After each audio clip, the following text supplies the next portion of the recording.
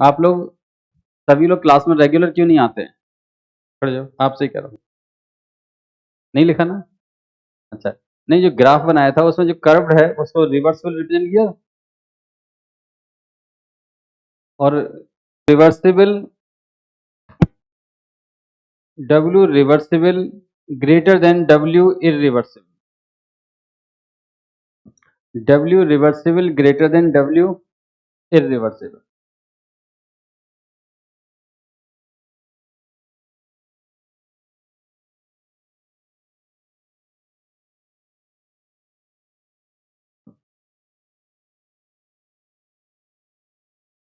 मैंने ये बोला हुआ है W reversible is greater than W irreversible, सही बोला है?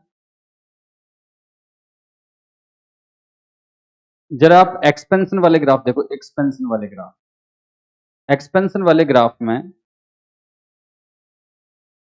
एक्सपेंशन वाले ग्राफ में रिवर्सिबल के अंदर का एरिया ज्यादा आएगा, इरिवर्सिबल के अंदर का एरिया कम आएगा। मैं थोड़ा एक्सप्लेन कर देता हूँ। ये वाला ग्राफ, ये है रिवर्सिबल का, बको यस, यानी ए से लेकर बी तक ये वाला पार्ट, इसके अंदर वाला एरिया ज्यादा है।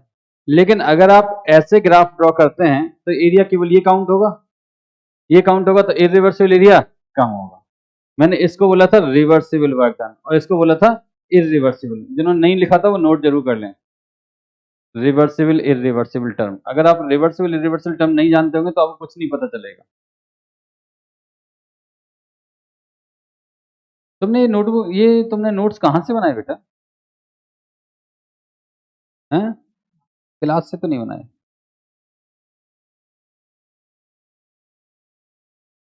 तो मैं कहाँ समझा रहा हूँ तुम्हें ये नहीं पता चल रहा है? तुम्हें ये नहीं पता चल रहा मैं कहाँ पे क्या चीज समझा रहा हूँ? सबसे लास्ट में मैंने 4 ग्राफ बनवाए थे, सबसे लास्ट वाले 4 ग्राफ में से पहले 2 देखो। मतलब आपसे पढ़ाई, बिल्कुल पढ़ाई की बातें ऐसे करनी पड़ती है जैसे अनपढ़ हो। हेडिंग डली हुई है, सारी चीजें बनी हुई हैं। तो पहले 4 ग्राफ में, जो लास्ट के 4 ग्राफ हैं उसमें से पहले 2 ग्राफ की बात कर रहा हूँ। दोनों ग्राफ मैंने एक्सपेंशन में बनवाए थे। एक ग्राफ ये था और एक ग्राफ ये था प्रेशर वॉल्यूम का। एक ऐसे बना था, याद आया? तो ये वाला ग्राफ, एरो के साइन भी ऐसे थे। मैं इसी एरो की बात कर रहा हूँ, इसी ग्राफ की बात कर रहा हूँ। अगर उल्टे थे तो सही कर लो। एक्सपेंशन में यही ग्राफ थे, प्रेशर वॉल्यूम का। मिल गया ये वाले ग्राफ? पक्का? ये एक्सपेंशन की बात कर रहा हूँ, I am discussing about expansion. तो इसमें अगर हम नंबर ऑफ स्टेप्स बढ़ाएंगे तो हमको एरिया ज्यादा मिलेगा, कम मिलेगा? पहले से ज्यादा मिलेगा। मैं यही बात लिखा रहा हूँ। तुमने क्या उल्टे साइन लगा रखे हैं? क्यों लगा रखे हैं? दिखाओ नोट्स, इधर नोट्स देखो। क्या है भाई, ये कैसे बनेगा ग्राफ? ये ऐसे साइन कैसे आ गए इसमें? मैंने लगाए थे? कौन कह रहा है मैंने लगाए थे? खड़े जाओ, खड़े जाओ। तो ये सेकंड लास्ट, हाँ। तो आपसे आगे वाले ने कहा है।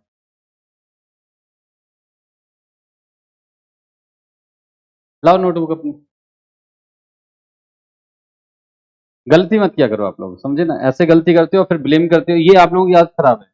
मैं आपसे अभी भी यही बात बोल रहा हूँ, जैसे अभी बोल रहे सर आपने लगाए थे। चलो मैंने लगाए भी होते तो भी आपको सही कर लेने थे, क्योंकि मैंने ग्राफ समझाए थे। फिर सेकेंडरी मैं इस पे दूसरा एग्जाम्पल देता हूँ। पढ़ाई आप नहीं करते क्लास के अंदर, जब आप पढ़ाई नहीं करते क्लास के बाहर जाके चिल्लाते हो, सब समझ में कुछ नहीं आता। मैं एक सब्जेक्ट की बात नहीं कर रहा हूँ, हर सब्जेक्ट में बच्चों का यही हाल। पढ़ाई करते नहीं आप लोग, फिर क्लास के बाहर चिल्लाते रहते हो। ये सब्जेक्ट समझ नहीं आ रहा, वो सब्जेक्ट समझ नहीं आ रहा, इसमें मार्क्स नहीं आ रहे, उसमें कैसे आएंगे? जैसे वो बकवास कर रहा है अभी कि सर आपने लगाए थे।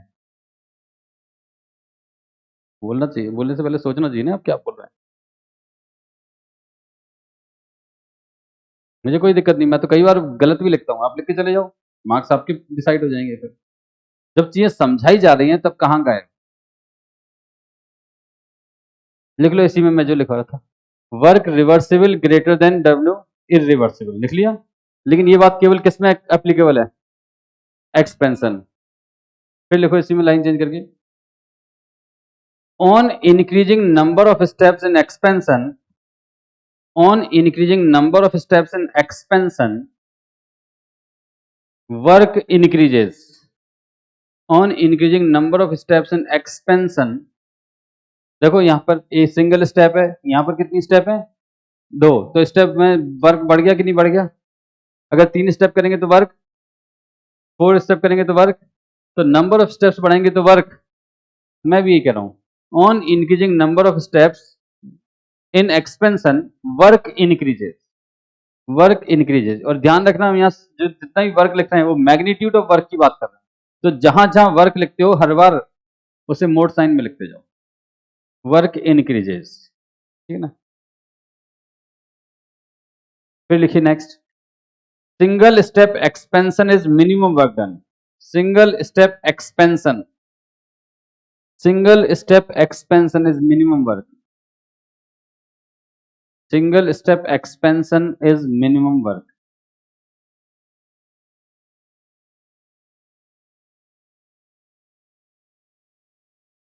हो गया। फिर लिखिए नेक्स्ट हेडिंग, नेक्स्ट सब हेडिंग। अभी मैंने आपको एक्सपेंशन में सारी बातें लिखाई हैं ग्राफ से, अब मैं कंप्रेशन में लिखा हूं, लिखिएगा in case of compression,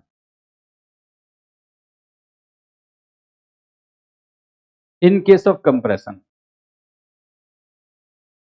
compression में work reversible is less than work irreversible. कारण भी बताता हूं, याद करो मैंने कल ऐसा ग्राफ बनाया था प्रेशर वॉल्यूम के साथ में, ये था कंप्रेशन का वर्क, कंप्रेशन में ये वाले साइन थे। और जब आप कंप्रेशन करते हैं इरिवर्सिबली तो पहले प्रेशर बढ़ता है फिर वॉल्यूम कम होता है, याद आया? तो जो एरो आप सोच रहे थे सर ने लगा दिए उल्टे, वो एरो इसमें लगाए गए, यहाँ से सब। ये डायग्राम नहीं बनाना, डायग्राम बना हुआ है। तो यहां पर मैंने बोला compression work reversible less than work irreversible, लिख लिया। फिर लिखो on increasing number of steps in compression, on increasing number of steps in compression, on increasing number of steps in compression work decreases, work decreases,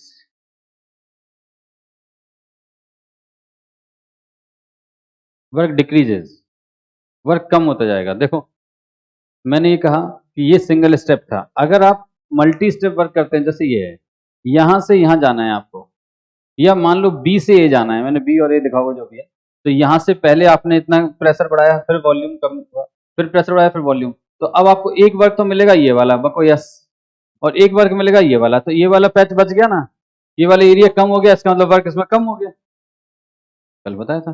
तो जैसे जैसे number of steps बढ़ाएंगे हम compression में, वर्क डन कम होता जाएगा work, ठीक ना। तो इसका मतलब ये कि single step compression work is maximum, लिख लो single step compression, single step compression is maximum work done, single step compression is maximum work done.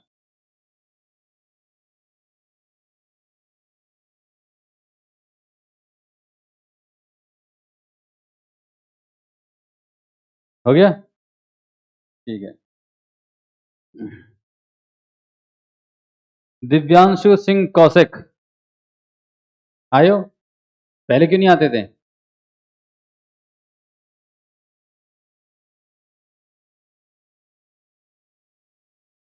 मशहूर रहमान नहीं, मसूदुर रहमान। आप ये इसमें एब्सेंट में लिस्ट में नाम क्यों है आपका? हाँ एब्सेंट थे क्यों? आपकी भी तबीयत खराब थी? आते हैं, बैठो, ये करेक्शन करवा लेना अपनी लिस्ट जिसमें एब्सेंट में आपके नाम है, बैठो। तनिषा मेवारा, तनिषा आप आते? आप तो नहीं आते, अब वापस आ गए, फिर एक हफ्ते का जो क्लासेस छुट्टी उसका क्या होगा? हो गई, गुड, बैठो। तो ये करेक्शन करवाओ। समीर कुमार, इसमें जितने लिस्ट में सब सब आए हैं आज। पल्लवी,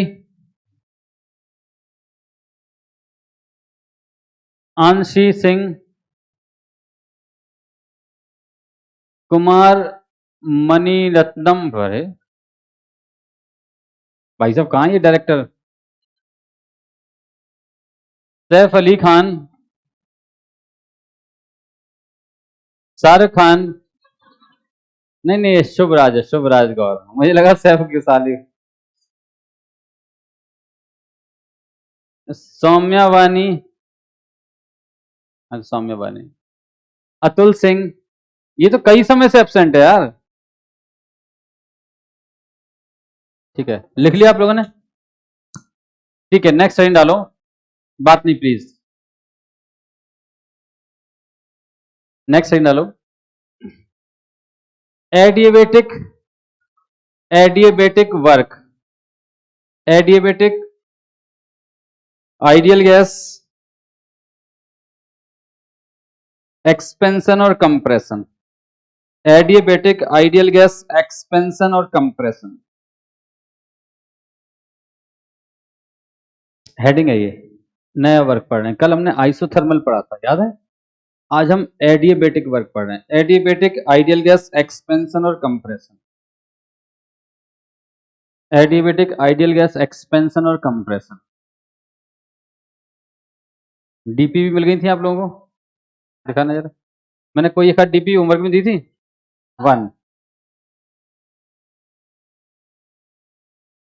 1 कंप्लीट कर लेना, आंसर्स भी दिए हैं इसके।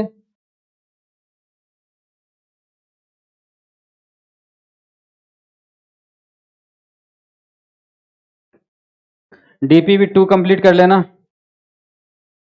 डीपीवी 3 कंप्लीट कर लेना, डीपीवी 4 कंप्लीट कर लेना।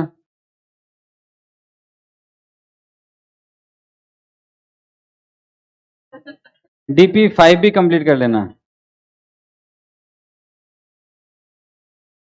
आज डीपी 5 तक अगर मैंने अभी कंपैरिजन पढ़ा दिया आपको एडिएबेटिक और रिवर्सिबल आइसोथर्मल वर्क का, तो डीपीवी 6 भी, वरना डीपीवी 5 तक अब आप कर सकते हो, बात नहीं प्लीज। और डीपीवी 5 तक सारे के सारे क्वेश्चन के सॉल्यूशन अभी तक जो आज मैं पढ़ा दूंगा उसमें है। अगर आप ये नहीं ढूंढ पाए कि इस क्वेश्चन का सॉल्यूशन आपकी नोटबुक में कहां पर है, इसका मतलब आप कुछ नहीं पढ़ रहे हैं। मिलेंगे, पूरे मिलेंगे, बिलीव करो, आपको एक एक क्वेश्चन का सॉल्यूशन मिलेगा आपकी नोटबुक में। मैं पहली बच के चलता हूं, मुझे लगता है बच्चे क्वेश्चन ना करें मुझसे, इसलिए मैं पहली सॉल्यूशन लिखा देता हूं। आप ढूंढो तो सॉल्यूशन, बस आपको इतनी एफर्ट लगानी है कि नोट्सबुक में देखना सर ने कहां क्या लैंग्वेज दिखाई है, और जहां आपने इतना ढूंढा आपको नोट्स याद हो जाएंगे। खैर, हेडिंग क्या डाली अभी आपने? एडिएबेटिक आइडियल गैस। जरा हेडिंग जो डाली है उसे तमीज से याद तो करो, क्या लिखा हुआ है, क्या मतलब क्या है उसका।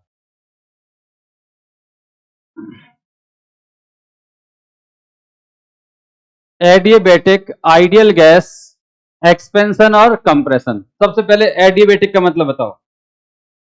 मतलब Q0, मतलब लिखो, लाइन चेंज करिए, DQ0। ये जितनी भी बोटल्स है ना सब बैग में डाल दो, और ये बोतल बैग में डालो। मैंने बोला है एडिएबेटिक में DQ0 लिख लिया, और Q0 ब्रैकेट में लेना, due to adiabatic, due to adiabatic from first law of thermodynamic. First law of thermodynamic क्या होता है? du equal to dq plus dw। इसमें dq क्या है हमारे पास? 0 क्यों है? जो लोग आंसर दे रहे हैं बस वो समझ लें कि वही कर पाएंगे क्वेश्चन। जो लोग आंसर नहीं दे रहे हैं वो दिमाग से निकाल दें कि वो क्वेश्चंस कर भी पाएंगे, चाहे जितना अच्छा लिख के ले जाओ, चाहे कोई पढ़ा दे, मैं क्या कोई भी पढ़ा दे, आप नहीं कर पाओगे क्वेश्चन, गारंटी दे रहा हूं, अगर आप आंसर नहीं दे रहे हो। क्योंकि आपको पता नहीं चल रहा है लिख क्या रहे हैं सर। मैंने आपसे अभी एक चैलेंजिंग फॉर्म में बोला कि आप तो डीपीपी खोलना और नोट्स खोलना, एक एक क्वेश्चन का सॉल्यूशन मिलेगा, खोला, लेकिन आप फिर भी नहीं कर सकते, मैं गारंटी देता हूं, क्योंकि आपने कभी नहीं उनको रिवाइज किया कि सर ने क्या क्या लिखाया है। ठीक है ना? DQ0 तो आपके पास हो गया DU इक्वल टू DW, यानी कि आप लिख सकते थे delta U equal to W, है ना बबलू? तो इस स्टेटमेंट का मतलब क्या है, लिखो, work done on the system. W के आगे नेगेटिव साइन है ना, तो लिखो वर्क डन पॉजिटिव, अगर वर्क डन पॉजिटिव है तो डन बाय द सिस्टम है, ऑन द सिस्टम है। डेल्टा यू अगर पॉजिटिव है तो यू फाइनल और यू इनिशियल में ज्यादा कौन है? फाइनल। इसका मतलब इंटरनल एनर्जी डिक्रीज हुई होगी, क्या हुई होगी? इंक्रीज। ठीक है भाई साहब, जो इरिवर्सिबल का साइन जिसने नहीं लगाया था वो कहता है डिक्रीज होगी। अच्छा तुम डिक्रीज पे एक्सेप्ट किया था ना? देखो लिखो work done on the system, work done on the system is equal to increase in internal energy, increase in internal energy in adiabatic process, in adiabatic process। Example लिख लो, कंप्रेशन।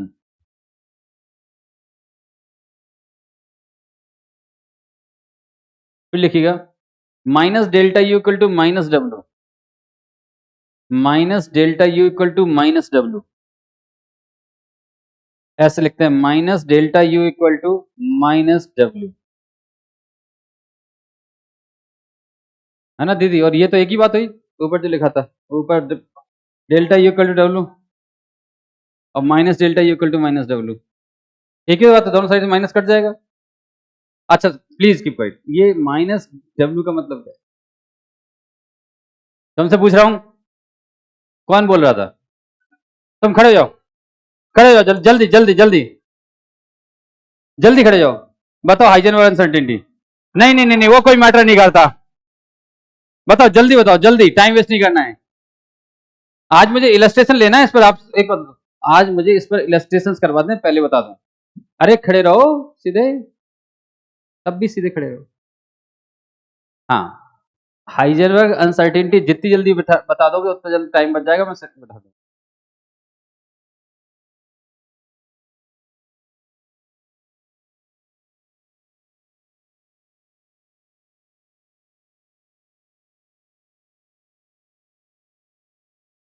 अगर उसने नहीं बताया तो इस लाइन के सभी लोगों से पूछूंगा। हाँ 3 सुना दो, ये क्या याद करके सुना दो जल्दी। वैसे 3 में से 2 गलत है तुम्हारे।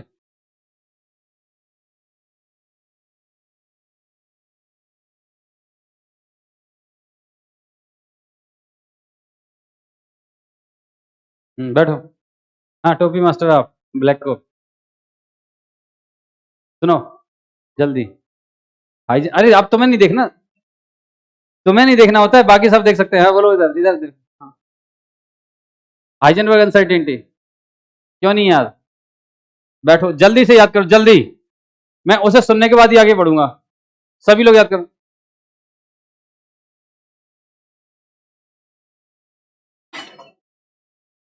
किसकी बोतल है ये, जैसे बाहर रखे हो? अभी बोतल में बैग में रखने को बोला था ना, तब बाहर बाहर, जल्दी जल्दी। तो फिर गिरी कैसे? चलो अंदर, चेन के अंदर करो। हो गया? ये रेड कैप खड़े हो जाओ। हाँ जी भाई साहब,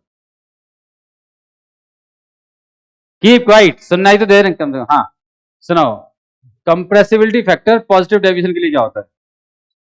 याद कराया था, इससे पूछ सकता हूँ। हाँ वेरी गुड, इसके इक्वल जैर भी बोल दिया करो नेगेटिव डेविएशन के लिए। थोड़ा सा करेक्शन।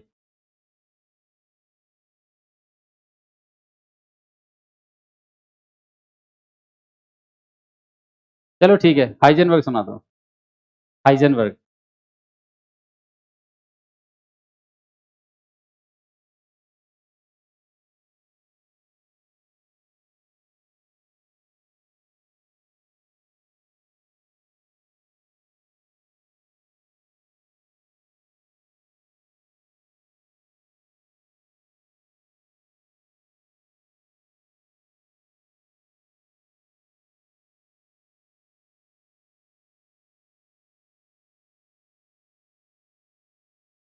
एक भी सही नहीं है, चिंता मत, एक भी सही नहीं, बैठ।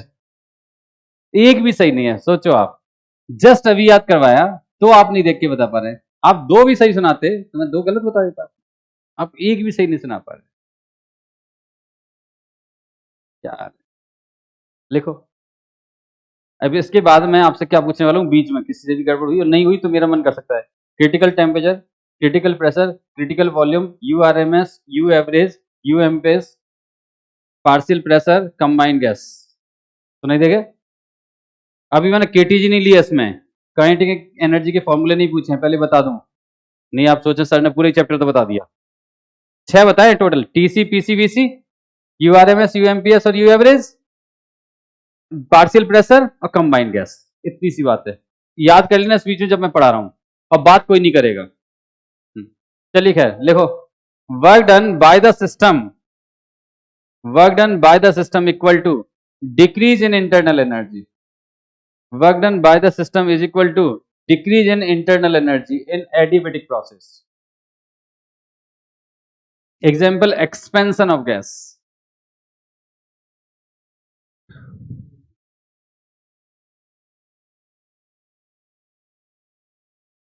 Expansion of gas हो गया? ठीक है, यहां से वापस चलते हैं हम लोग। हमारे पास फॉर्मूला था du इक्वल टू, या आप बोल सकते हैं du इक्वल टू dw, और du का फॉर्मूला क्या होता है, n cvm dt। एम आई राइट?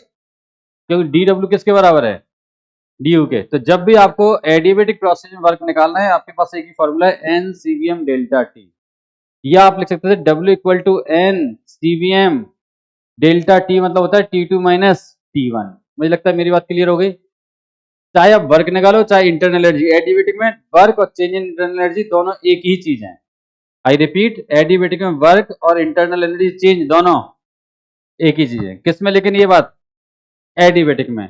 आप ज्यादा इसको लिख सकते थे एन सीपीएम का मतलब होता है R upon gamma minus one, पता रखा है ना, T2 माइनस T1। तो ये ब्रैकेट ओपन कर दोगे तो बन जाएगा W equal to N R T2 minus N R T1 upon gamma minus one. और इसको आप लिख सकते थे P2 V2 minus P1 V1, W equal to P2 V2 minus P1 V1 upon gamma minus one. तो आप कैसे भी क्वेश्चन सॉल्व कर सकते हो, ये सब डेल्टा यू है। छापो जल्दी से। अब ये बताओ, ये जो वर्क का फॉर्मूला, ये रिवर्सिबल प्रोसेस के लिए, इरिवर्सिबल के लिए? ये मैंने वर्क पढ़ाया है आपको, ये रिवर्सिबल के लिए पढ़ाया है, इरिवर्सिबल के लिए?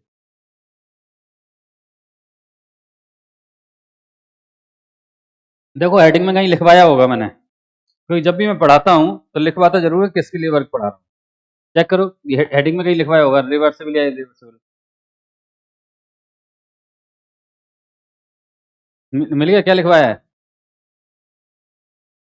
नहीं, एक्सपेंशन कंप्रेशन तो रिवर्सिबली भी होगा और इरिवर्सिबली भी होगा।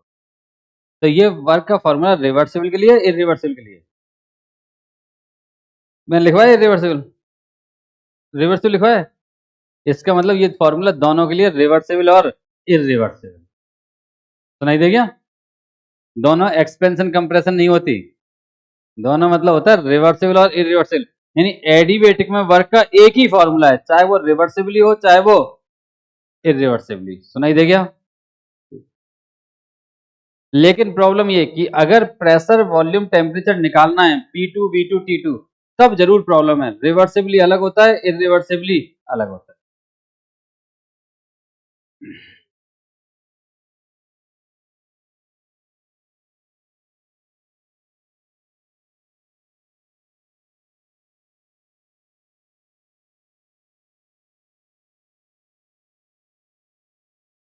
हो गया? तो फिर हेडिंग डालो, कैलकुलेशन ऑफ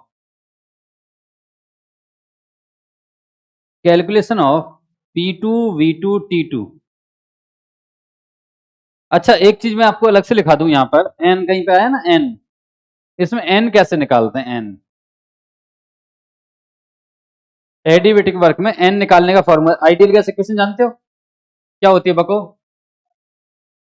तो आप इसमें हमेशा P1 V1 upon R T1 लगाएंगे जब भी आपको एडिबेटिक में वर्क n निकालने हैं। क्या निकालने हैं?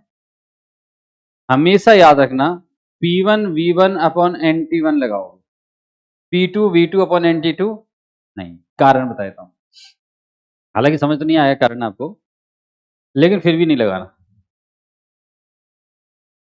तभी यही तो कह रहा हूँ, घर जाके आप कंफ्यूज हो गए, सर आपने तो बताया था आइडियल गैस में मोल कांस्टेंट होते हैं, तो जब आप P1 V1 upon N1 T1 बोल रहे हैं तो हम P2 V2 upon N2 T2 से भी लगा सकते हैं, सॉरी RT2 से नहीं लगाना, मोल बदल जाएंगे, जबकि आइडियल गैस में मोल्स कांस्टेंट रहते हैं। मैथमेटिकल प्रॉब्लम आएगी जो मैं आप बताने वाला हूँ।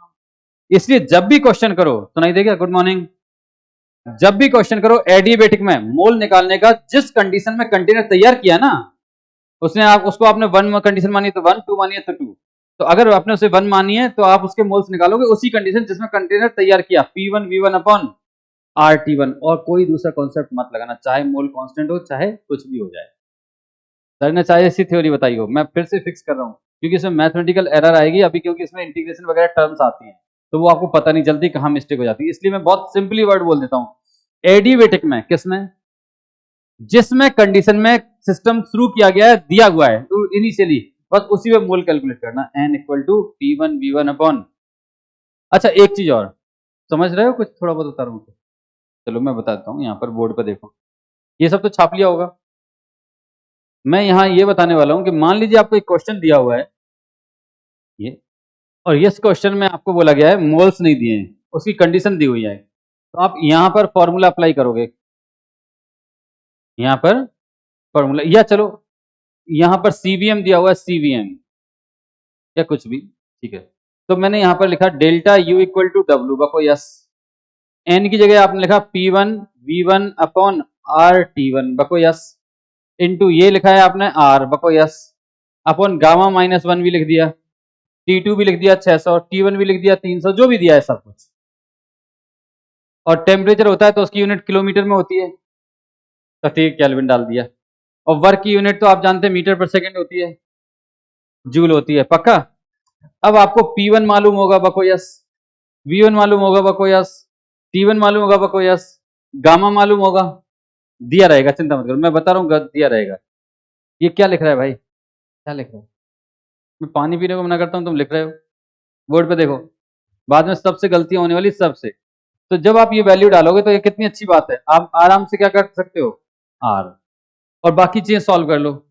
कोई डाउट, गुड मॉर्निंग, मत करना ऐसी हरकत, ये R और ये R कट नहीं सकते हैं, हाँ यही तो बता रहा हूं क्यों, ये सही क्वेश्चन है, यहीं पर पूछा जाता है क्यों नहीं कर सकते हैं। मैंने पूछा वर्क की यूनिट क्या होती है, जूल, और आपको पता है पीवी इक्वल टू एनआरटी में आर की वैल्यू क्या होती है, 0.0821 लीटर एटीएम पर मोल केल्विन, पढ़ाया था मैंने, और यहां आर की वैल्यू आप डालोगे 8.314 जूल। कितने लोग मेरी बात समझ में आ गई, ये गलती कभी मत करना आर से आर काटने की।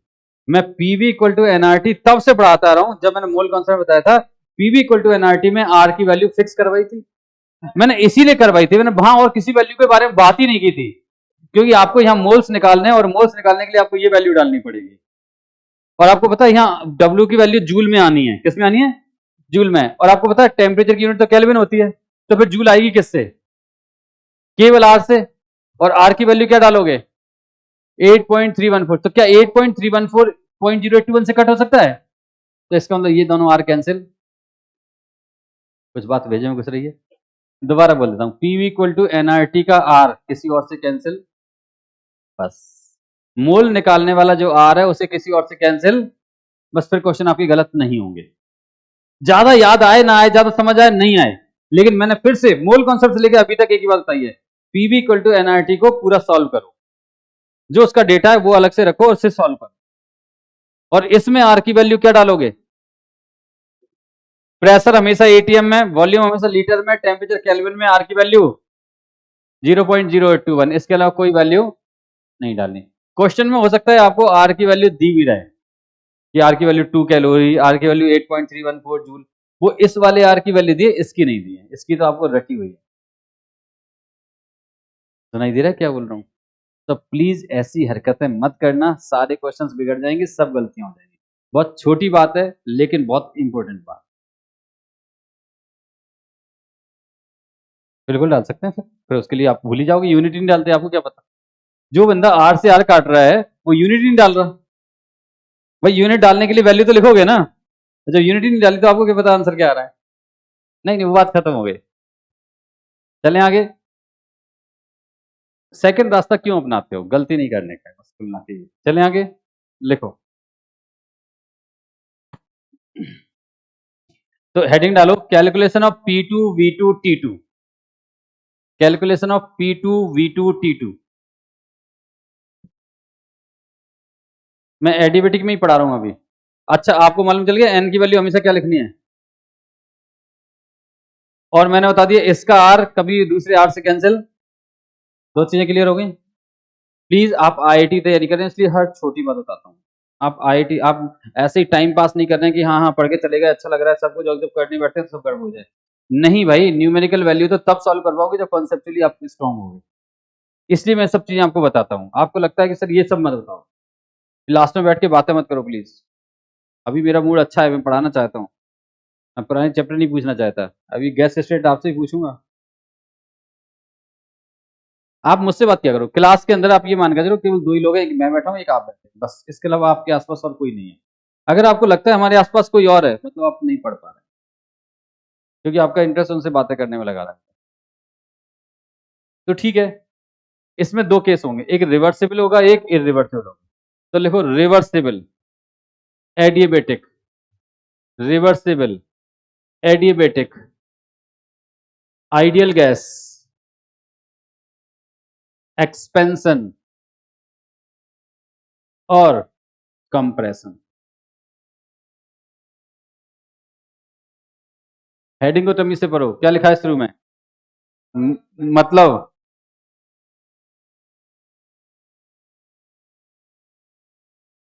रिवर्सिबल मतलब सुनाई नहीं दे रहा, जल्दी बोलने का, जल्दी। मैंने बताया था थर्मोडायनेमिक रिवर्सिबल पूछूंगा, क्या बोलना है, याद आ गया? पक्का? और सोच लो क्या बोलना है। अब याद आ गया? रिवर्सिबल में क्या बोलना है, P external equal to P internal equal to NRT upon V। NRT upon V। नहीं याद आ रहा है तो फिर कुछ नहीं पढ़ाई हो रही है। वो तो मेरे बोलने के बाद याद आया। तो लिख लो यहां पर P external equal to P internal plus minus DP approx equal to P internal equal to pressure of gas equal to NRT upon V। आप जानते हैं DU equal to DQ plus DW। DQ की value क्या है, 0, तो DU equal to क्या बचा, DW।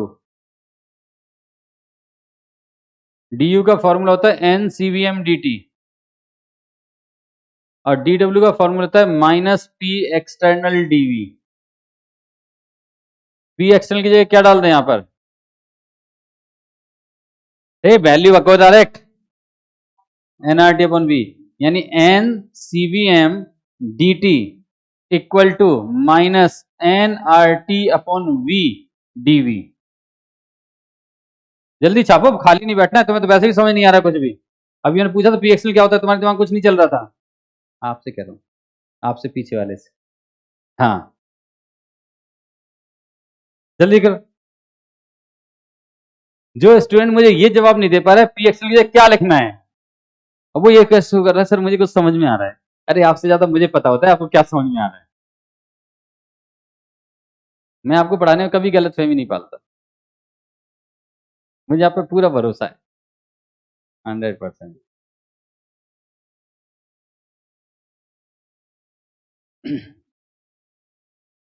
मैंने कहीं पर एक जोक सुना था, एक यूनिवर्सिटी के स्टूडेंट्स ने एक प्लेन बनाया, और उन्होंने सबसे पहले डिसीजन लिया कि हम इसमें अपने कॉलेज के सारे फैकल्टीज को उड़ाएंगे। तो उसमें लेके गए, तो फिर जब सब लोग बैठ गए तो क्रू मेंबर जो थे उन्होंने अनाउंस किया कि आपको सुनकर बहुत खुशी होगी कि ये प्लेन आपके ही पढ़ाए हुए स्टूडेंट्स ने बनाया। तो सारे के सारे टीचर उतर के बाहर, उन्हें अपने ऊपर भरोसा था कि हम कैसे हैं और हमने जिनको पढ़ाया वो कैसे होंगे। खैर वो सब प्रिंसिपल बैठे रहे, तो क्रू मेंबर्स ने पूछा आपको डर नहीं लग रहा? बोले मुझे अपने स्टूडेंट से पूरा भरोसा है, ये प्लेन उड़ेगा ही नहीं। तो इसलिए टेंशन मत लो, आप कितना भी शो ऑफ कर लो, मुझे कोई फर्क नहीं पड़ता आपसे कि आप कितने पढ़ते हो, कितने क्वेश्चन करते हो, कितने इंटेलिजेंट, टेंशन मत लो। आई नो प्लेन उड़ेगा ही नहीं, है ना? तो प्लीज आप ये मत सोचा करो कि आप किसी और को धोखा दे ही नहीं सकते, और नहीं हो तो विश्वास अभी पूछ के देख लेता हूं। मैं यही पूछूंगा केवल वर्क का फॉर्मूला क्या होता है आइसोबारिक प्रोसेस में। कुछ याद नहीं आ रहा आपको, चिंता मत करो, एक भी स्टूडेंट याद नहीं जिसको मालूम है कि सर ने क्या पूछा है। मैंने पूछा आइसोबारिक में वर्क कैसे कैलकुलेट करेंगे।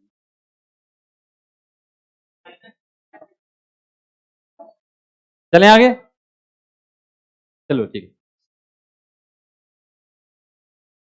देखो जीरो आंसर आने लग गया, जीरो तो आंसर होगा ही नहीं। सर पढ़ाऊंगा यार, बात नहीं। तो लिखो यहां पर D T upon T is equal to minus R upon C V M DV upon V. और आप जानते हैं D T upon T is equal to minus gamma minus one DV upon V. इसको v1 से v2 तक integrate कर दो, इसको t1 से लेकर t2 तक, तो ये हो जाएगा ln t2 upon t1 equal to minus gamma minus one ln v2 upon v1, ln t2 upon t1 equal to gamma minus one ln v1 upon v2।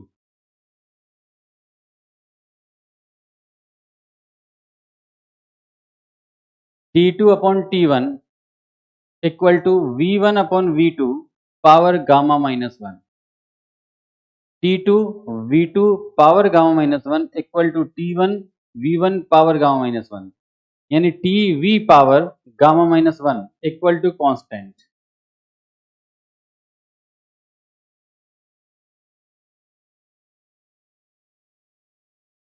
इसको दे दो इक्वेशन नंबर बी।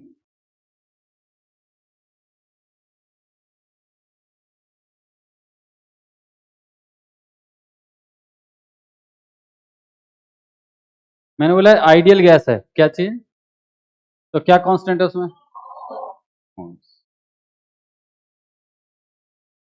तो इसका मतलब एन आर तो constant ही लेके चलेंगे, N R का टर्म के में इनबिल्ट है, के में गया, एन आर कांस्टेंट वैल्यू में चलेगी। अब बात करते हैं आगे की। ये मैंने एक फॉर्मूला बना दिया, TV power gamma minus one equal to constant. मुझे यहाँ पर अभी जो रिलेशन मिल रहा है टी और वी का लिख रहा है, अगर मुझे दो कंडीशन दी है तो मैं लगा दूंगा T1 V1 power gamma minus one equal to T2 V2 power gamma minus one. सुनाई दिया? एक बार बोलता हूँ, T1 V1 power gamma minus one equal to T2 V2 power gamma minus one, यानी कि दो कंडीशन दी है कोई सी भी, तो मैं ऐसे फ्रेम कर सकता हूँ। ऐसे ही प्रेशर वॉल्यूम का रिलेशन क्या होगा? अब मान लो मुझे प्रेशर वॉल्यूम का रिलेशन चाहिए, किसका? तो T की जगह क्या डाल दो? आप जानते हैं आइडियल गैस इक्वेशन क्या होती है? क्या होती है?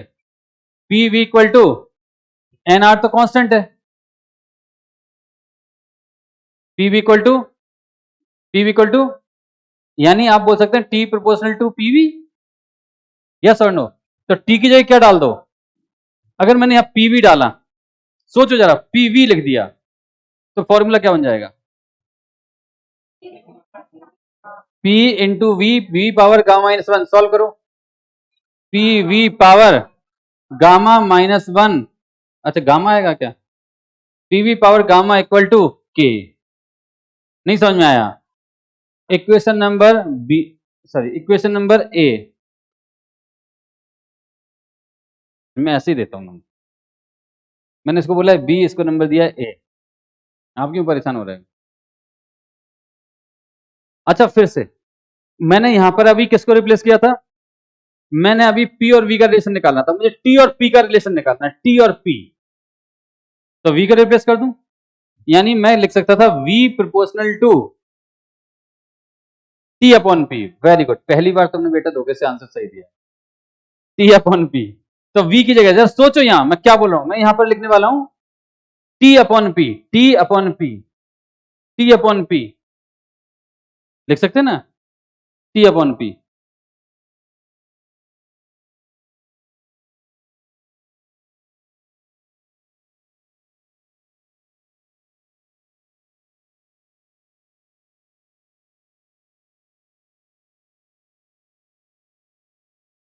चलो देखो मैंने ये बोला टी अपॉन पी, तो यहां पर टी लिखा हुआ है into T upon P power gamma minus one equal to क्या लिखा है, कांस्टेंट। तो ऊपर आ जाएगा T power gamma P power one minus gamma equal to constant. और ये इक्वेशन नंबर सी।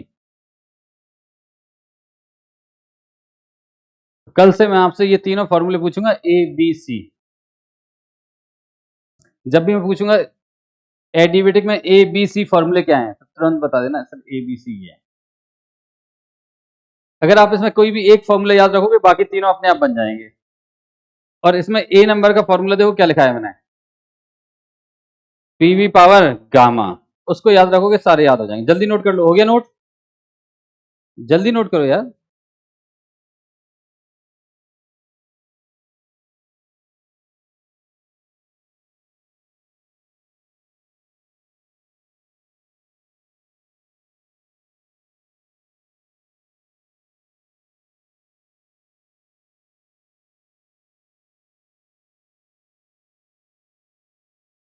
हो गया नोट, चलो समझो। इतना स्लो थोड़ी चलता है पढ़ाई यार, मैं खुद लिख रहा हूँ आराम से, तो मेरे साथ नहीं लिख रहे, बातें करने में बिजी हो, ये थोड़ी टाइम देते हैं। भाई पहले से लिखा हुआ होता, मैं टाइम नहीं दे रहा होता, समझ में आता। इतना स्लो स्लो लिख रहा हूँ, समझा के लिख रहा हूँ, you are wasting my time.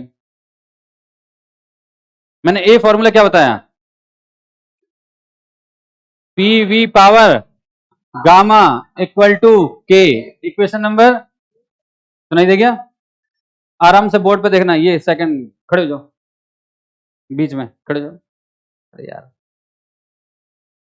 अच्छा मैं किससे करूं, तो लास्ट वाला बंदा खड़े हो जाओ। हाँ, आपसे आगे, आपसे आगे बोलो उसको। हाँ जी, उससे आगे आप ही हो, मैं आपसे कह रहा हूँ, आप स्पेशल हो क्या, खड़े हो जाओ, निकल के बाहर निकलो, पीछे जाके खड़े हो जाओ। मैंने आपसे बोला जब मैं समझाऊं आप ना बैग उठा सकते हैं ना उधर किसी से बात कर सकते हैं, बट आप हमेशा अदर एक्टिविटी में शामिल हो जाए। और मैं आज आपको प्रॉपर तरीके से डांटना नहीं चाह रहा हूँ, चलो समझा देते हैं। मैंने सोचा था आज मैं इतना टाइम बचा लूंगा, न्यूमेरिकल्स करा दूंगा, पूरा टाइम वेस्ट करा दिया आप लोगों ने।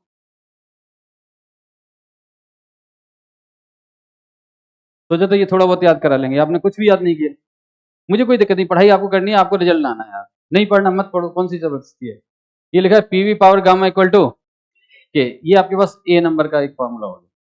अब मान लीजिए आपको इसमें टी और वी का रिलेशन लाना है, तो आप जानते हैं पीवी इक्वल टू हमारे पास क्या होता है, टी, क्योंकि यहां पर एनआर क्या है। तो अगर यहां से वी रिप्लेस करना है, क्या रिप्लेस करना है, तो वी की जगह डालो टी अपॉन पी, राइट। और अगर पी रिप्लेस करना है तो पी की जगह टी अपॉन वी। नहीं समझ में आया, तो चलो पहले मैं इसमें पी रिप्लेस कर देता हूं। पी रिप्लेस करने के लिए क्या डालूंगा, T upon V into V power gamma equal to K. तो देखो T V power gamma minus one equal to K. आप चेक करो इक्वेशन नंबर बी यही था, राइट। इसी टाइप से अगर मुझे इसी फॉर्मूले में, इसी में बात कर रहा हूं, इसी फॉर्मूले में v को रिप्लेस करना है, किसको, v को, तो v की जगह क्या डालूंगा, तो ठीक है p इंटू क्या लिख दूं, t upon p power gamma equal to K. समझ तो नहीं आया। अब हमारे पास फॉर्मूले में क्या वैल्यू बन गई, t पावर गामा, और p ऊपर जाएगा, तो p power one minus gamma equal to K. Equation number C. Third number देख लो तीनों फॉर्मूले, मुझे उम्मीद है अब तीनों याद हो जाएंगे। किसी एक फॉर्मूले से आप तीनों बना सकते हो, मैं बिल्कुल रटने के लिए नहीं कह रहा हूं, नहीं याद होते कोई बात नहीं, आप यहां थोड़ा सा कोशिश करो, थोड़ी सी कोशिश करो, याद हो जाएंगे। पहला formula PV power gamma equal to K, नहीं समझ में आया, पीवी पावर वी की जगह लिख सकते हैं टी अपॉन पी, पी की जगह लिख सकते हैं टी अपॉन पी, दोबारा PV power gamma equal to K, V की जगह टी अपॉन पी, पी की जगह टी अपॉन वी, बन गए फॉर्मूला। और कितना टाइम लगता है इसको बार बार आप दिमाग में एक बार प्रैक्टिस करोगे, PV power gamma equal to K, V की जगह लिखना है टी अपॉन पी, वी की जगह, तो ये बन गया टी पावर गामा और P power 1 minus gamma equal to K, 1 minus gamma, gamma minus 1 में ध्यान रखना। इसी टाइप से पी वी पावर गामा में पी को रिप्लेस कर दो टी अपॉन वी से, तो T V power gamma minus 1, बन गए तीनों फॉर्मूले, याद हो गए। हमेशा काम आएंगे, एग्जाम हॉल में भी कंफ्यूजन नहीं होगी आपको कि सर गामा माइनस 1 है, 1 माइनस गामा है, बहुत आसान तरीका मैंने आपको बता दिया, लिखवा मैंने सब कुछ दिया, मैंने कहा ना मैं पढ़ाऊंगा सब कुछ, उसके इजीएस्ट पैटर्न भी बता दूं, बशर्ते एक ही है, आप बात नहीं करें। आप आपस में बात करेंगे तो डिस्टर्बेंस ज्यादा हो जाती है। 10 सेकंड में पानी वानी पी लो जल्दी से, जिसे पीना है, और जिसके पास है केवल वही पिए, जिसके पास नहीं हो बाहर नहीं जाएगा।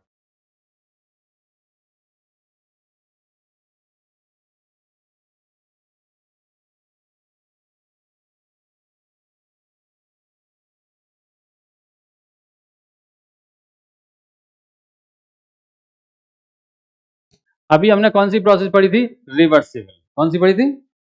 रिवर्सिबल। अब हम पढ़ने जा रहे हैं, हेडिंग डालो इरिवर्सिबल। मैं दोबारा बोल देता हूं, जब भी मैं पूछूंगा आपसे रिवर्सिबल एडियाबेटिक में P2 V2 T2 कैसे निकालेंगे, तो आप तीनों ये ABC फॉर्मूले बताएंगे। कल ये सब याद होने चाहिए, ठीक है ना? अब लिखिएगा irreversible adiabatic, irreversible adiabatic, irreversible adiabatic ideal gas expansion और compression, irreversible adiabatic ideal gas expansion और compression, irreversible adiabatic ideal gas expansion और कंप्रेशन। इसमें स्मॉल ए हेडिंग डालो, फ्री एक्सपेंशन, फ्री एक्सपेंशन। कुछ याद आया? वेरी गुड, लिखो P external 0, free expansion मतलब एक्सपेंशन वैक्यूम, लिख लो ब्रैकेट में एक्सपेंशन वैक्यूम। पता है आप लोग कॉन्सेंट्रेट करो ना, एक एक चीज आपको याद रह सकती है, एक एक सिंगल चीज, आप बस कोशिश नहीं करते। लिख लो पी एक्सटर्नल इक्वल टू 0, लिख लिया? तो लिखो D W equal to minus P external DV, D W equal to minus P external DV. P external 0 तो डीवी कितना, सॉरी पी एक्सटर्नल 0 तो डी डब्ल्यू, तो लिख लो डी डब्ल्यू 0, पी एक्सएल को 0 कर देना, कर देते ना ऐसे, पी एक्सटर्नल 0 तो डी डब्ल्यू 0, ठीक है। अब लिखो डी क्यू इक्वल टू 0, बताओ क्यों? लिखो ब्रैकेट में ड्यू टू एडियाबेटिक, हर बात के कारण है आपके पास, डी क्यू इक्वल टू 0 क्योंकि प्रोसेस कौन सी चल रही? एडियाबेटिक, ठीक है। अब लिखिए first law of thermodynamic, D U equal to D Q plus D W, D U equal to D Q plus D W, D U equal to D Q plus D W, और इसमें आपको मालूम है D Q 0 है, D W 0 है, तो फिर D you भी 0।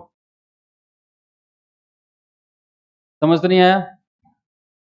और डी यू 0 है तो फिर डी टी भी 0 है, क्यों? Because D U equal to होता है एन सीवीएम डी टी, और आपको मालूम है डी यू 0 तो डी टी भी 0, अभी तो ऊपर पढ़ के आए। और डी यू 0 तो डी सॉरी डी टी 0 तो डी एच भी 0, डी एच इक्वल टू 0, क्योंकि डी एच इक्वल टू होता है एन सीपीएम डी टी। आपको हर रीजन के साथ पता है कि क्या क्या 0 क्यों है, डी एच इक्वल टू होता है एन सीपीएम डी टी।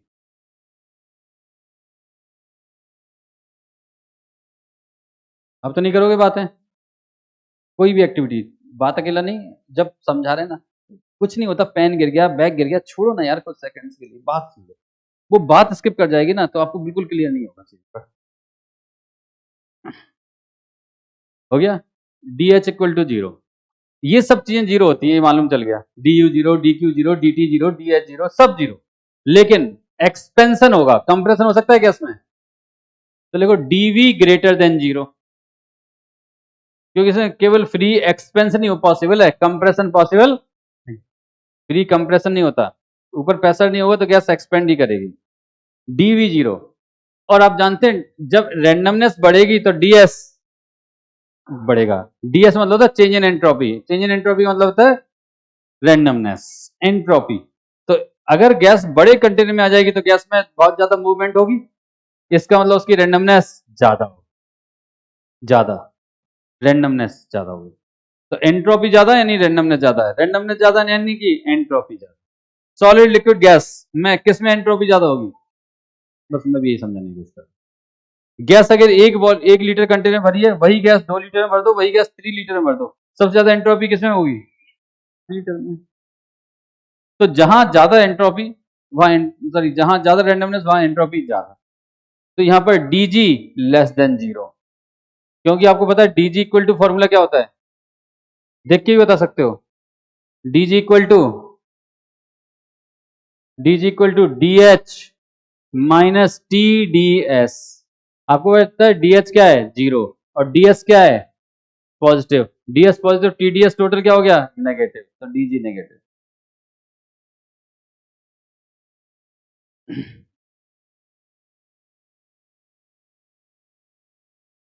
वैसे भी इसमें ये 3 चीजें मैंने बताई हैं आपको, पॉजिटिव, बाकी सब तो क्या बताया है, जीरो जीरो। अब लिखिए expansion against some pressure. Expansion और कंप्रेशन कुछ भी हो सकता है, एक्सपेंशन और कंप्रेशन अगेंस्ट सम प्रेशर। लिखिएगा एक्सपेंशन और कंप्रेशन अगेंस्ट सम प्रेशर।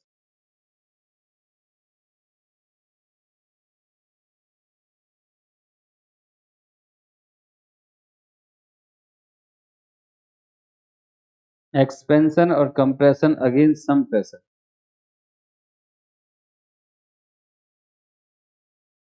हो गया। लिखिएगा इसमें। अब हम इरिवर्सिबल प्रोसेस पढ़ रहे हैं, कौन सी, तो सबसे पहले लिख लो P external is not equal to P internal, और लिखो D Q equal to zero due to adiabaticity. तो फिर D U equal to D W,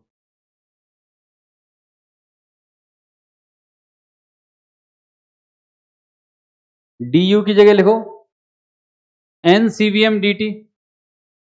मेरे लिखने के बाद मैं टाइम नहीं दूंगा आप लोगों को, ध्यान रखना, equal to minus P external DV.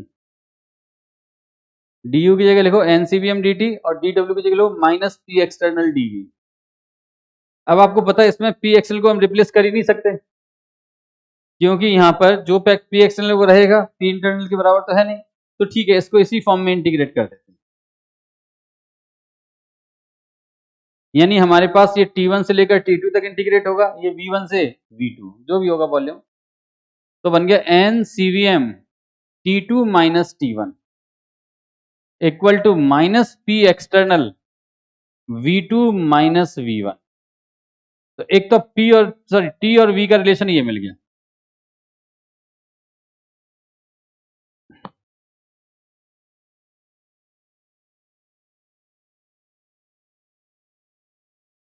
हो गया।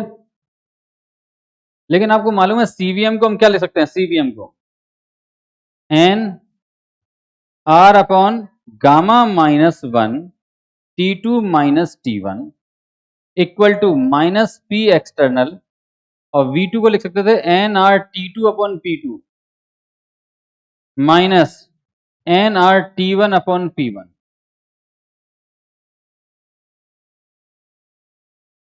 तो एन आर से N R cancel, T2 upon T2 minus T1 upon gamma minus one equal to minus P external bracket में T2 upon P2 minus T1 upon P1। तो ये भी use कर सकते हो।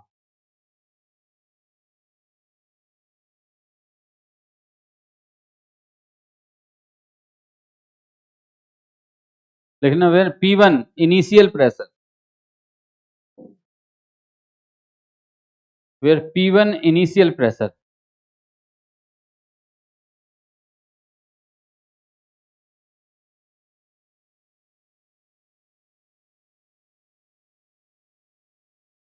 P2, मैंने बोला P1 initial pressure, P2 final pressure. फिर लिखो after completion of process P2 equal to P external equal to P final. After completion of process, पहले भी लिखाई थी बात। After completion of process P2 equal to P final equal to P external.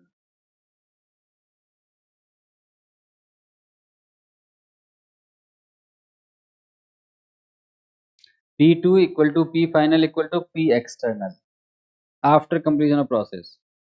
मुझे लगता है कि मेरी बात क्लियर हो गई। चलो सर ये बात भी समझ में आ गई कि प्रोसेस इरिवर्सिबल ये फॉर्मूला लगाते हैं, रिवर्सिबल ये लगाते हैं, बट हमें कैसे पता कोई प्रोसेस रिवर्सिबल है या इरिवर्सिबल है? पहले ये तो पता चले क्वेश्चन में प्रोसेस रिवर्सिबल बोली जा रही है या, तब तो हम फॉर्मूले लगाएंगे। तो लिखना मत, ध्यान से सुनना, हर चीज नोटबुक में लिखी जाती है। Good morning. जब भी क्वेश्चन में ये बोला जाए कांस्टेंट प्रेशर, क्या बोला जाए, और इसको बोलने के कई तरीके हो सकते हैं। उसमें लिखा होगा कांस्टेंट प्रेशर, उसमें यह भी लिखा होगा against a pressure of 2 atm। तो against a pressure of 2 atm यानी 2 atm फिक्स कर दिया ना, तो ये भी कांस्टेंट प्रेशर कहा जाता है। यानी क्वेश्चन के अंदर अगर कांस्टेंट प्रेशर जैसी टर्म आ जाए तो प्रोसेस इरिवर्सिबल है। लिख लो ऊपर इंपोर्टेंट में, if given constant pressure then consider irreversible process. if given constant pressure,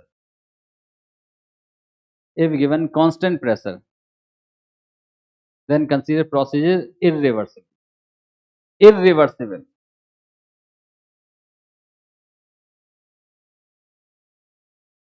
हो गया।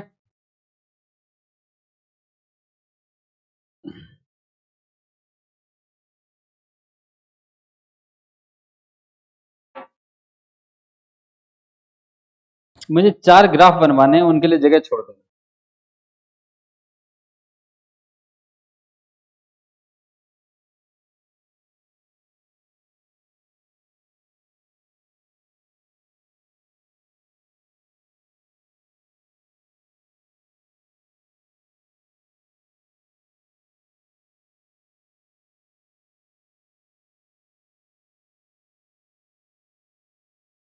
आप कम से कम 2 पेज छोड़ दो, देखा ना नोटबुक। मैं आपको बता देता हूँ, एक पेज ये छोड़ दो खाली। मैं जब ग्राफ बनवाऊंगा तो एक ग्राफ यहाँ बनाना, एक यहाँ बनाना, बको यस, एक यहाँ बनाना, एक यहाँ बनाना, बन जाएगा। उसके बाद में एक ये साइड छोड़ दो, एक ये साइड छोड़ दो, बस। जिसको 3 पेज बोलते हैं, जो भी, मतलब एक ये साइड, एक ये साइड, और ये मैं एक्स्ट्रा में छुड़वा रहा हूँ, हो सकता है कुछ जरूरत पड़ जाए। उसके बाद कुछ क्वेश्चंस करते हैं। लिखो, समझ गए ना कितना छोड़ना है? बाद में मत चिल्लाना कि नोट्स में गड़बड़ हो गई, नहीं समझे? समझ गए। ये भी समझाने के लिए टाइम देना पड़ेगा। लिखो क्वेश्चंस, मैं आपको जो क्वेश्चंस करवा रहा हूं तमीज से क्वेश्चंस करना और समझना। लेकिन इसके पहले मैं आपको कुछ टर्म्स बताता हूं कैसे सॉल्व करना है। बैक पेज में आओ, कहीं पर लास्ट में जो अपन लिखते हैं ना समरी ऑफ द चैप्टर, वैसे मैं बता दूं क्या क्या पढ़ा है मैंने आज तक आपको, वो सब पढ़ लेते हैं। सबसे लास्ट पेज में जहां आप एक साथ सारी चीजें लिखते हैं, जैसे मैंने आपको एटॉमिक में लिखाया था, याद है? गैसेस में लिखाया था, मोल कॉन्सेप्ट का भी लिखाया था। आज इस चैप्टर का भी लिखते हैं थोड़ा सा, अभी पूरा नहीं हुआ चैप्टर। चैप्टर कितना कंप्लीट हुआ है मैं बताता हूँ आपको, केवल 30%। लेकिन क्वेश्चन कितने परसेंट आते हैं? सुनो, मैंने आपको यहां बताया है एट कांस्टेंट प्रेशर। लिखो कांस्टेंट प्रेशर, जल्दी लिखो। अगर प्रेशर कांस्टेंट है, इसका मतलब हम डी एच इक्वल टू क्या बोलेंगे, D Q P, delta H equal to Q P, delta H equal to Q P by default, delta H equal to Q P. और डेल्टा एच को हम निकालते हैं N CPM delta T. Delta T मतलब होता है T2 minus T1, सबको मालूम है ना? कांस्टेंट प्रेशर पे जो हीट है, हीट को मतलब क्यू बोलते हैं, कांस्टेंट प्रेशर पे जो हीट है उसे हम क्या बोलेंगे, क्यू। क्यू मतलब है डेल्टा एच, नोट कर लिया? ठीक है। ऐसे लिखो एट कांस्टेंट वॉल्यूम, टर्म जब यूज की जाए, at constant volume, constant volume, इसका मतलब डेल्टा यू इक्वल टू बको क्यू वी। कोई बोल ही नहीं रहा है, साले बैठे। डेल्टा यू इक्वल टू, अबे गधो, एन सीवीएम डेल्टा टी, आप तो ये बोलोगे ना। तो डेल्टा यू का फॉर्मूला, लेकिन ये आइडियल गैस के लिए आप अप्लाई करते रहेंगे। किसके लिए? Ideal gas. हाँ हाँ, आप तो किसी के लिए अप्लाई कर देना, चाहे वो गलत हो जाए। मैं यहां से हटा ही देता हूं अभी, जब आपसे गलत हो जाएंगे तब बताऊंगा मैं कि गलती क्यों हो रही है। तब तक आप तो लगाते रहो, कम से कम याद तो होगा कुछ, क्वेश्चन गलती तो होंगे। ठीक है, लेकिन अभी भी आप नहीं समझे। चलो मैं पूछ लेता हूं। Good morning. एक वर्क हो रहा है, एक प्रोसेस हो रही है जिसमें सिस्टम ने हीट एब्जॉर्ब की 10 kilo joule at constant pressure. बताओ डेल्टा एच की वैल्यू। दोबारा बोलो। Heat absorb by the system at constant pressure is 10 kilo joule. What is the enthalpy change? सुना नहीं दे रहा। एंथैल्पी चेंज को किससे रिप्रेजेंट करते हैं? डेल्टा एच 10 हुआ या डेल्टा यू 10 हुआ?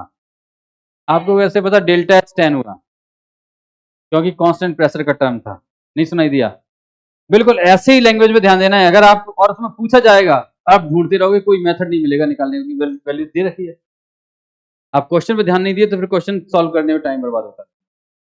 फिर लिखिएगा वर्क, आइसोथर्मल वर्क की बात करें। आइसोथर्मल, आइसोथर्मल मैं बिल्कुल सिंपल 3 लाइन में सारी बात लिखा दूंगा इसकी। W, हम W इक्वल टू होता है माइनस, ये आइसोथर्मल वर्ड हटा दो, isothermal work normal. W equal to minus P external delta V। नहीं देखिए, अगर आइडियल गैस है तो उसमें क्या वेरिएबल होता है? टेम्परेचर। भाई आइडियल गैस में हम पीवी को किससे रिप्रेजेंट करने वाले हैं? एनआरटी से। यानी W इक्वल टू, मैं लिख देता हूं पूरा, फिर लिख लेना आप, minus N R delta T बको यस। ये फॉर्मूला था जिसमें मैंने उसे एनआरटी से रिप्लेस कर दिया।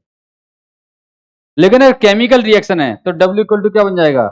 Minus delta N G R T. सुनाई दिया? यानी ये दोनों फॉर्मूले आइडियल गैस के लिए लगाओ जाए, आइडियल गैस, और ये दोनों फॉर्मूले केमिकल रिएक्शन के लिए।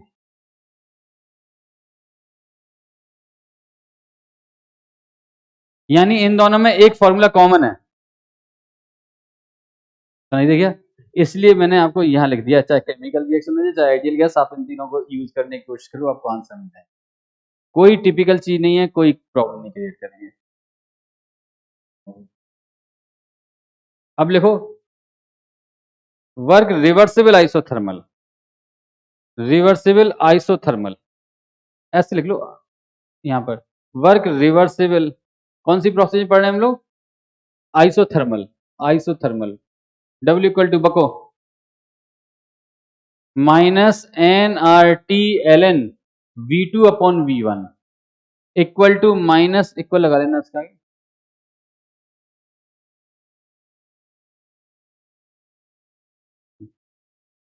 Equal to minus N R T L N P1 upon P2 लिख लो।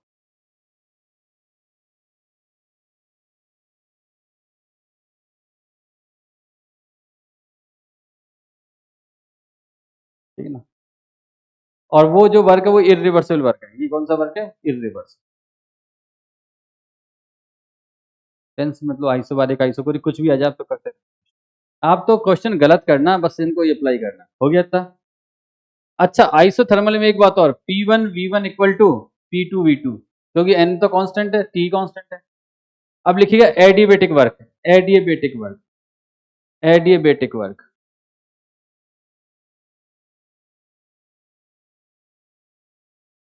एडिएबेटिक वर्क अभी पढ़ाया था, delta U equal to W equal to N CVM delta T, याद आया?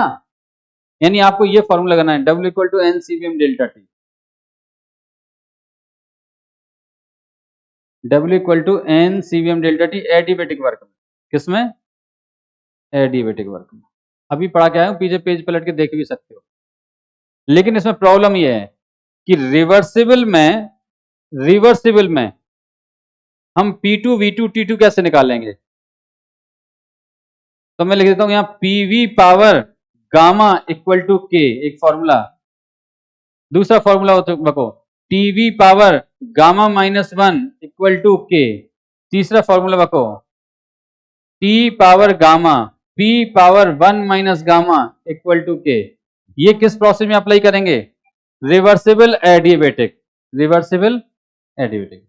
और अगर इरिवर्सिबल एडिएबेटिक, इरिवर्सिबल एडिएबेटिक तो T2 minus T1 upon gamma minus one equal to minus P external T2 upon P2 minus T1 upon P1।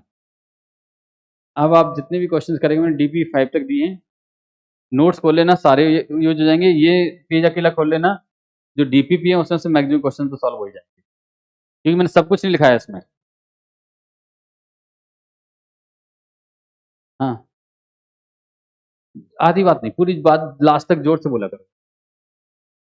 ये वाला delta equal to W equal to NCM delta T। हाँ, इसका क्या करना? ऐसे कितना slow बोलते हो यार, सुना ही नहीं दे रहा भाई।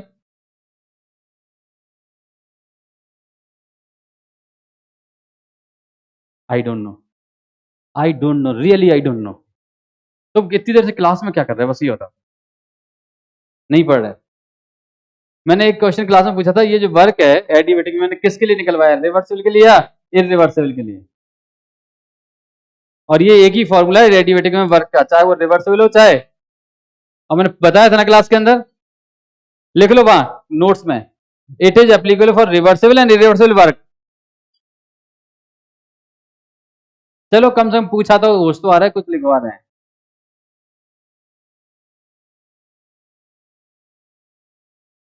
हो गया? अब आपको इस पर बेस जितने भी हो सके क्वेश्चंस करना। लिखो क्वेश्चन। सबसे पहला स्टेटमेंट जो यहां पर लिखा हुआ है, सबसे पहला डेल्टा एच कांस्टेंट प्रेशर, क्या जो भी है पढ़ लो जरा क्या लिखा। दूसरा भी पढ़ लो।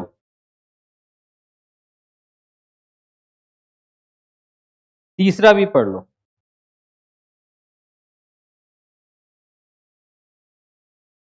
पढ़ लिया? समझ तो नहीं आया? कुछ नहीं आया बेटा, अभी बताता हूं, मुझे आप पे पूरा भरोसा है।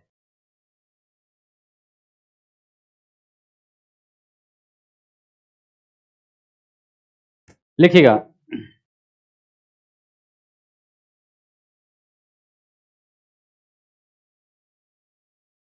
रेडी? मैं क्वेश्चन एक बार से ज्यादा रिपीट नहीं करूंगा, मतलब रिपीट नहीं करूंगा।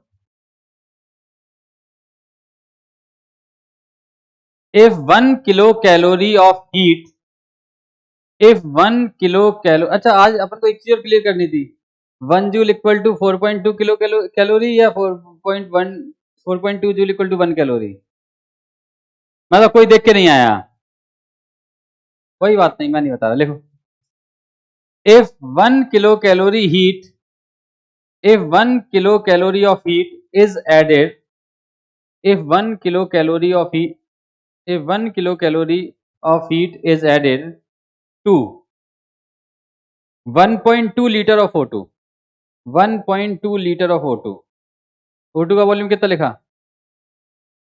ठीक है। in a cylinder, in a cylinder of constant pressure, of constant pressure, कुछ होश आ रहा है? जैसे क्वेश्चन लिखते टाइम सोच रहे हो ना, बिल्कुल ऐसे ही सोचना, आप अपने आप नॉलेज गेन कर जाओ। देयर इज नथिंग मोर के टीचर से क्या बकवास करनी है, आपको सब समझ में आता है। कांस्टेंट प्रेशर का मतलब समझ आ गया? ओके, और sorry of constant pressure of 1 atm, of 1 atm, okay, comma, the volume increases, the volume increases to, the volume increases to 1.5 litre, the volume increases to 1.5 litre. हो गया? फाइनल वॉल्यूम कितना है? 1.5 नहीं, 1.5 लीटर। फाइनल वॉल्यूम कितना है और initial कितना था? तो मुझे लगता है डेल्टा वी मिल गया। और डेल्टा वी कितना आ गया, सुनाई नहीं दे रहा, 0.3 लीटर। यूनिट जरूर बोलना, यूनिट नहीं बोलोगे गड़बड़ हो जाएगी भाई, विद साइन जो भी वैल्यू आ रही है ना, 0.3 litre. Calculate delta U and delta H, calculate delta U and delta H for the process, delta U and delta H for the process. चलो बताओ जल्दी से।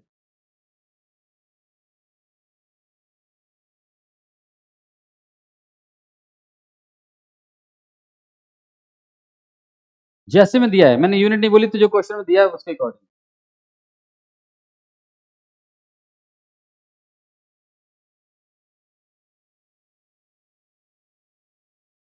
मैंने आपको बता दिया 1 लीटर एटीएम को कन्वर्ट करने का तरीका। 1 लीटर एटीएम इक्वल टू कितना जूल होता है।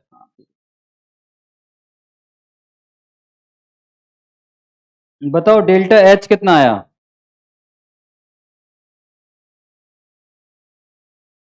नहीं किलो कैलोरी बता दो, कोई दिक्कत नहीं। सुनाई नहीं दे रहा।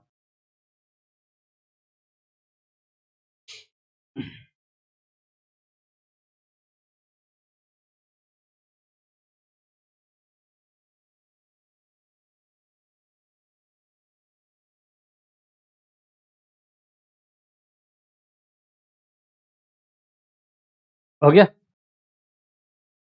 ओके, कितने लोगों ने कर लिया। बस चलो क्वेश्चन को ध्यान से पढ़ते हैं। क्वेश्चन में शुरुआत में क्या लिखा है, पढ़ो। 1 kilo calorie of heat added to, आगे कांस्टेंट प्रेशर, यानी कांस्टेंट प्रेशर पे हीट एब्जॉर्ब हो रही है। और मैंने सबसे पहली लाइन आपको पढ़ाई, कांस्टेंट प्रेशर पे जो हीट एब्जॉर्ब होती है वो क्या होती है, और क्यूपी क्या हुआ, आंसर 1 किलो कैलोरी। देखो आपको सभी तभी समझा सकते हैं जब आप समझना चाहते हैं, खाली बैठे हुए नहीं समझा सकते। आप लोग गलत फहमी में कि ऐसे पढ़ाई हो जाएगी। आप इंतजार करते हो सर सॉल्यूशन बताएंगे, सर क्यों सॉल्यूशन बताएंगे। स्टेटमेंट बताया, सब थ्योरी बताई, आप एक पहला स्टेटमेंट पढ़वा भी दिया, उसमें लिखा हुआ है, इसका मतलब हमारे पास क्यूपी दिया हुआ है 1 किलो कैलोरी या 1000 कैलोरी, एम आई राइट। लिख लो आंसर, मुझे ही करवाना है तो आप तो पढ़ोगे नहीं, ये तो कंफर्म हो गया आंसर। और मैं आपको क्लियर कर दूं, 1 कैलोरी इक्वल टू होता है 4.18 या जूल, 4.2 जूल, 4.18 जूल है, 4.2 जूल है, इतना लिख लेना। ओके क्यूपी, अब क्यूपी हो गया, इसका मतलब क्यूपी क्या होता है, डेल्टा एच। आपको मालूम डेल्टा एच इक्वल टू होता है क्यूपी, क्यूपी मतलब 1000 कैलोरी, दैट्स योर आंसर। एक तो मिल गया डेल्टा एच, कितने लोगों को समझ में आ गया। मेरे बताने के बाद ही समझ में आया तो क्या मतलब, क्वेश्चन में सब सॉल्यूशन पहले ही बता दिया था। हाथ ऊपर नहीं किया था, मैंने पूछा था, एक बच्चे ने हाथ ऊपर किया।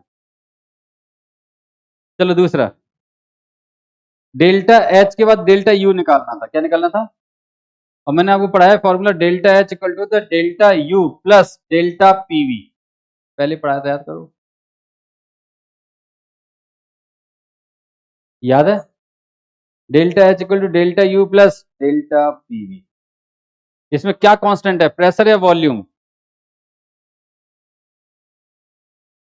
प्रेशर कांस्टेंट है ना। ठीक है, मैं यहां पर लिख देता हूं डेल्टा एच के फॉर्मूले, और डेल्टा एच इक्वल टू होता है delta U plus delta PV.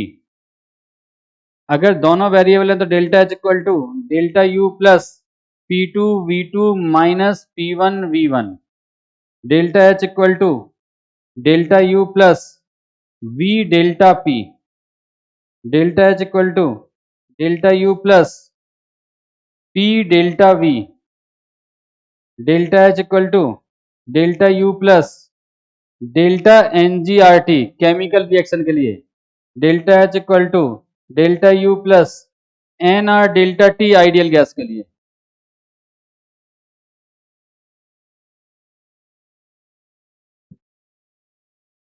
और बताओ और क्या लिखेंगे, इतना तो बता दिया, एक ही फॉर्मूला है। गुड मॉर्निंग, देखो डेल्टा एच इक्वल टू क्या लिखा, बोलो, delta H equal delta U plus delta PV. अगर दोनों वेरिएबल है तो, अगर प्रेशर कांस्टेंट है तो P delta we, volume constant है तो, बात क्लियर होगी। यहां वापस आ जाओ पहले फॉर्मूले में, ये क्या लिखा है ब्रैकेट में, पीवी की जगह एनआरटी आ सकता है। अगर आइडियल गैस है तो वेरिएबल क्या होता है, टेम्परेचर, तो आइडियल गैस के लिए NR delta T.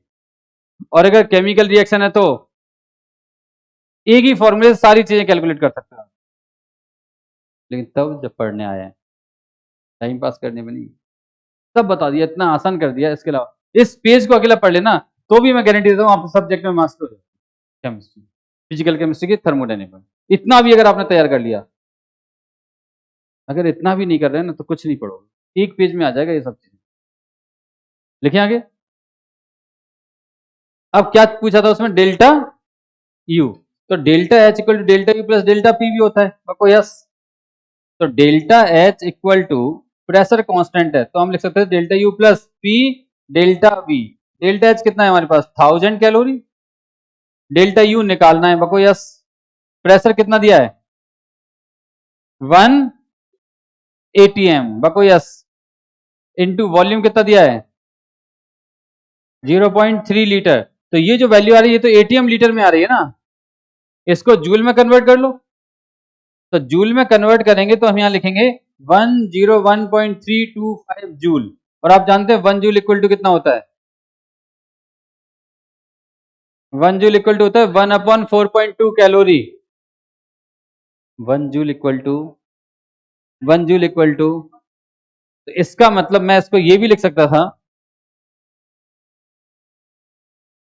1000 calorie equal to delta U plus 1 into 0.3 into 101.325 divided by 4.2 calorie.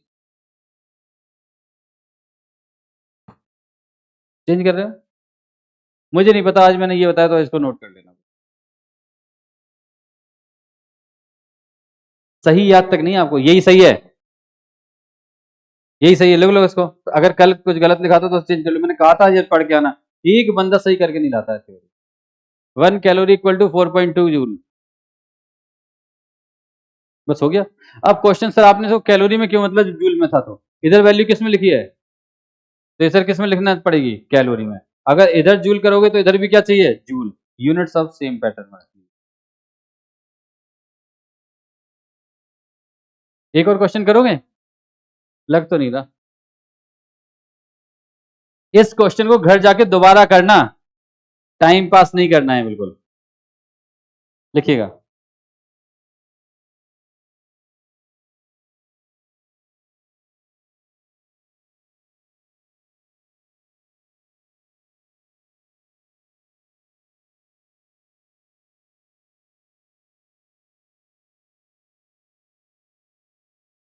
बिल्कुल सेम क्वेश्चन दे दूं। When 1 mole of the ice, बात नहीं please, when 1 mole of the ice melt at 0 degree Celsius and at constant pressure of 1 atm, कुछ समझ में आ गया होगा। Full stop. 1440 calorie, 1440 calorie, मैंने बोला है 1440, ठीक है, 1440 1440 1440 calories of heat are absorbed by the system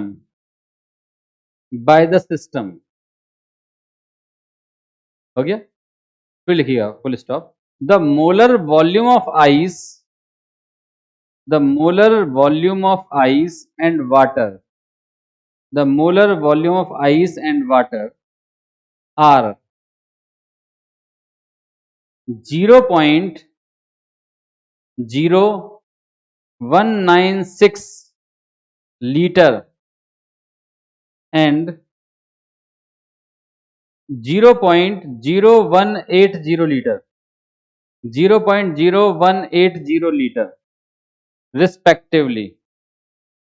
मतलब पानी का वॉल्यूम दिया हुआ है 0.18 और आइस का वॉल्यूम दिया है 0.0196।